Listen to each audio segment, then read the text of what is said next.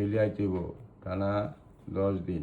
আজকে হয়ে গেলে আরও 6 দিন আসতে হবে, কারণ এটা দেখছেন পুজ হয়ে এখানে বাজে গন্ধ হইতেছে।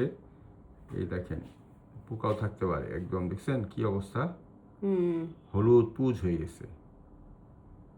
তারপরে এটাও ধরেন ধরছে, দেখেন এটার মধ্যে এই যে দেখেন হলুদ পুজ, এই যে ভাই এদিকে আসে, দেখছেন এই যে দেখেন, দেখছেন এই যে দেখেন মোবাইলের ক্যামেরা ওই যে ভিতরে একটা পুজ আছে। ছিলে বিলে আছে। এটা এমনি দিলে তো ব্যথা পাবে, কামড় দিতে হবে, ওকে একটু ড্রাউজি হালকা ড্রাউজি করে তারপরে এখানকার লোমগুলো ফেলে দিতে হবে, ফেলে দিয়ে পুজ টুজ বের করে ড্রেসিং করে দিতে হবে, বুঝছেন। আর এইখানে ধরেন এমনি ওরা মানুষের মতো তো না, ওরা ব্যান্ডেজ দিলে রাখবে না, না ফেলাই দিবে, আর একটা জিনিস ফেলে দিতে দিবে। হবে, ওদের তো এটা লোমালা ইয়ে না, ব্যান্ডেজ দিলে আরো ঘামবে, ঘামা জিনিসটা আরো আরো খারাপ পচবে হয়ে যাবে। পচবে।